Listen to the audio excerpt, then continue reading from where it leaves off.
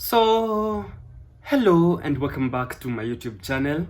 If this is your first time here, karibu sana. My name is Devance Ogweno and this is Devance Empire. I'm always happy to do these videos for you because they mean a lot to me, and I invest a lot of my time and resources in them just for you to get informed and entertained.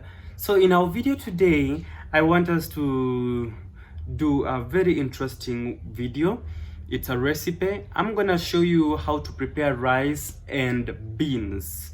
It's a common food in Africa, and almost everyone in the world has had a taste of rice and probably beans. The different types of beans, the different types of rice. We have yellow beans, and that is what you're going to make for you in our video today. So without wasting much of your time, let me just take you through the procedure of how I prepare my rice and beans on a minimal budget. The ingredients we're going to use are things that you can get from outside your door in any kibanda or kiosk that you go to buy them, and don't complicate issues. That is our goal today. So let's get into this video now. So we are going to start by cooking rice. And rice has a rule. If you want your rice to get ready in one pieces and doesn't look like ugali, then you have to use the ratio of rice to water has to be in the ratio of 1 to 2.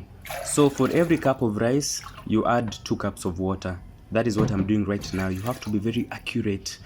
The next step is to introduce our sufuria on fire, and my fire here is my gas. So I light my gas and introduce salt into the water. Put enough salt. How will you know that salt is enough? You will hear your ancestors whisper in your ear, "Enough, my son, enough, my daughter."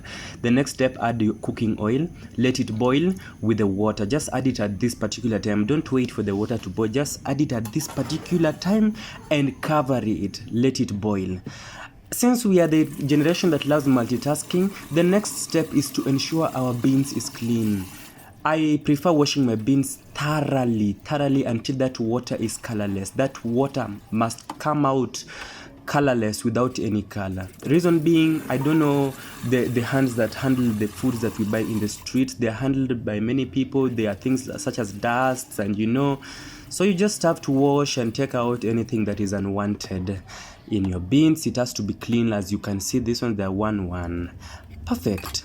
Now let's measure our rice. You remember I placed 3 cups of water, meaning we are going to measure 1.5 cups of rice, and that is what you are going to cook. You have to be very accurate with the measurements, especially while cooking rice. Check inside for dirt. If there is, make sure you remove them. If there isn't, you can just check our water and make sure your water boils, or it doesn't have to boil. If it's almost 100% or 100 degrees, just add your rice. Me, I don't wash rice because I believe when I wash it, I wash away the taste. So I usually prefer to cook rice with the original taste the way it is. All the germs will die in the water as it cooks. So on low heat, cover it and make sure it gets ready. The next thing, let me show you the ingredients. We have here our coriander, which is dania. We have our roiko powder, roiko cubes. We have our chili cubes there. We have other more spices such as black pepper. We have curry powder. We have paprika. We have ginger, and we have mixed spices. Those are the spices we are going to use for today. And then we have tomatoes here, we have green pepper here, and we have our onions there.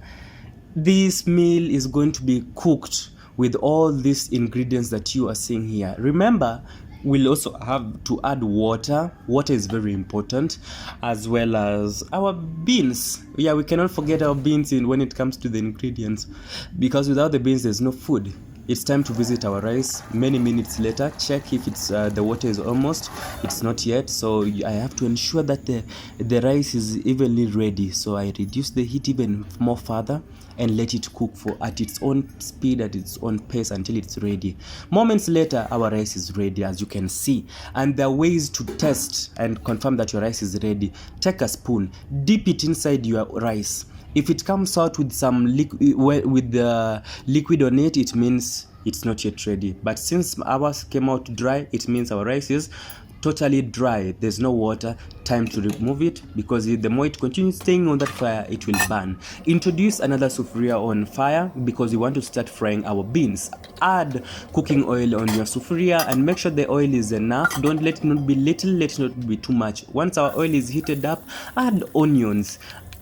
Turn them, keep stirring for some time until they're white in color, or some people will prefer to let them turn golden brown, but for me, I prefer if they're whitish in color. When they're ready, add your tomatoes and green pepper. In Kiswahili, we call it pilipili hoho. So after that, add salt to help the tomatoes, form a paste or break. And then now you can add your spices at this particular time. That one I've added is black pepper, and then next is curry powder. The next one is paprika for color and flavor. The next one is ginger. Ginger is so good on food, especially beef. Where mixed spices is also here. I put it little because I've placed the other spices, and then Royco I will place later, but the one what I've placed there is chili cube. So chili cube will work out well. Now, I was forgetting to tell you that the reason why we place a lot of chili on the beans is to avoid any stomach complications. I don't know how it is scientifically proven, but it works well for us. If you don't want to pollute the air, kunyamba anyhow, do that. Then keep stirring your paste. Make sure every tomato breaks and forms easily. It has to be consistent, so you'll keep stirring and keep pondering, stirring and pondering, stirring and pondering. If I felt like it wasn't yet ready, I covered it for some time to continue getting ready. Now the next step is to tear our Royco, put it in a cup like that. As you can see, a very clean glass. Then you'll introduce water and mix it very well, because we are trying to make soup. Soup. At soup here, at this point, make sure you don't add a lot of water. When the water is too much, it means your soup will be too much. It won't be thick. Our goal is to ensure our beans is so thick. Look at our paste. Once you realize all the tomatoes are consistent, the paste is consistent, add your Royco mixture in your sufuria or in your paste. Test for salt, make sure the salt is not too much, and then this is that point. Now you can introduce your beans into your soup. Just take your time. Cooking good food requires a lot of patience. You have to be patient with it. Now, at this particular time, don't be in a hurry. This is the time where I add my Royco cube, because it doesn't have, Royco cube is actually almost a spice that is eaten readily. So you add it when the food is almost ready. That is when you will feel the effect. So I will test again to ensure that it's ready. Cover it on good heat and let it cook. After some time, after it has boiled, make sure you let it boil very, very well. If it doesn't boil very well, you'll realize your beans are tasting different from your soup. After your beans is ready, add your pilipili hoho. No, this is not hoho, this is dania. They are so confusing. Dania is added last when your food is almost ready. So at this point, you don't have to let it boil for a long time. It has just to boil just for a little, maybe 2 minutes. And finally, my dear people, our food is ready. It's time to serve. I chose a white plate to serve my food so that you can see the beauty as it is presented on the plate. I love food presentation. I will serve rice first, and then I will serve my beans on top. Some people prefer to serve their beans at the side of their rice. They don't love the mixture together, but for me, this one works well for me. Food presentation is very important. Look at the way our beans is so thick. The food looks so delicious even from the way we're looking at it. And now, introducing our food.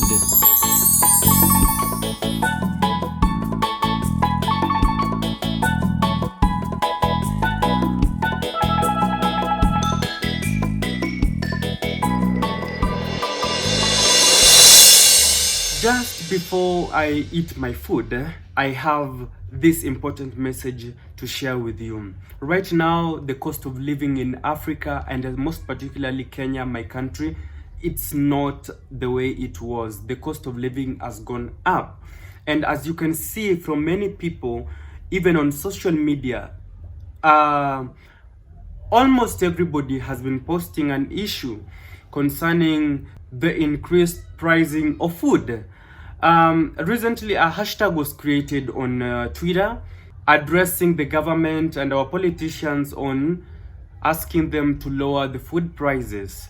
Up to now, nothing has happened, and it's no longer trending. It's like people are getting to realize that no one will listen to them at the end of the day. It's just them to work hard and find ways to survive through this tough economy. If we check through the Twitter, the messages and everything that people were trying to tweet, they were trying to talk about their bitterness. How the prices of commodities have just gone up in less than 5 years, and making life so difficult for the common mwananchi. If you check, like I am checking on my phone here, I don't know if you can see, you see that map there. I think I'm gonna glue it or I'm gonna pin it for you so that you can also have an idea of what I'm talking about. They're talking about how the prices of commodities have increased very with a great percentage. Like when you talk about gas cooking, refilling a gas in the year 2017 was 600 Kenyan shillings. But today, the same gas, we refill it at 1,600 Kenyan shillings. Sugar 1 kg used to cost 90 Kenyan shillings. Today, when you walk in your supermarkets, you will find it being sold at 125 Kenyan shillings. We have things like cooking oil. In 2017, 1 liter of cooking oil was 160 Kenyan shillings. Today, the same cooking oil is 360 Kenyan shillings. The price of fuel was 96 Kenyan shillings in the year 2017. Today, the same price of fuel is 130 Kenyan shillings. Farmers used to buy fertilizers in the year 2017 at 2,500 Kenyan shillings. In the year 2020 today, the same farmers buy fertilizers at 6,000 Kenyan shillings. The price of fertilizers has gone up. I think, is it triple? I think it's triple. Imagine. Milk, we used to buy at 45 Kenyan shillings. Today we buy a packet of milk at 55 Kenyan shillings. Bread that was 45 Kenyan shillings in the year 2017, today we buy it at 65 Kenyan shillings. Maize flour, 2 kgs that we used to buy at 90 Kenyan shillings, today we buy it at 125. Actually, the last time I bought it at 125 Kenyan shillings. We have many other things that have increased in price. Electricity, we have water bills, things have gone so up. We don't have leaders who can fight for us, and we don't know when the price of commodities go down. This increase of prices in food commodities that people eat on daily basis has affected so many things, including business. Business right now is so tough. Personally, I had to shut down my business because it was not performing well. And I'm just hoping and trusting God that when the prices of commodities will go down, we shall also find ways to resume business. If they don't go down, then we will be forced to increase prices for our commodities and what we have to offer in our shops. So life has become so difficult and so unbearable for the common, citizen, and no one is ready to help tackle these issues. Things are so difficult, and for the fact that it's election period, things are so difficult. Let me tell you, in Kenya, we have different types of people. We have people who depend on monthly salaries, and we have people who depend on businesses. The lucky ones are those who depend on monthly employment because they have ways of which to survive. They know by the end of the month their salary is guaranteed. They see what to buy and they see what to survive on.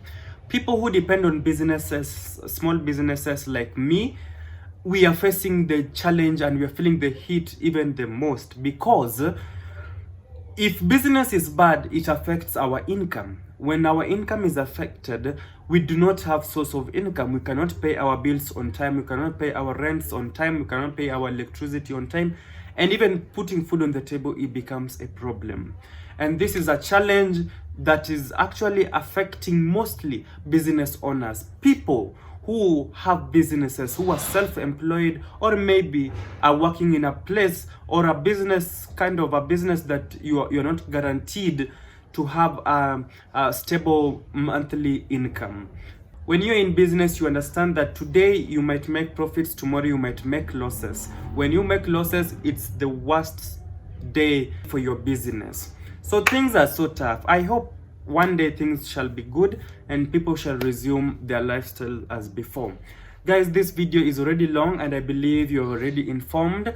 I hope you've learned something out of this video. Make sure you subscribe to my YouTube channel. Turn on that notification bell to be notified every time that we do upload videos on our YouTube channel. And until next time, always work hard and be nice to people. Remember, nothing is impossible. This is Devance Empire, end of discussion.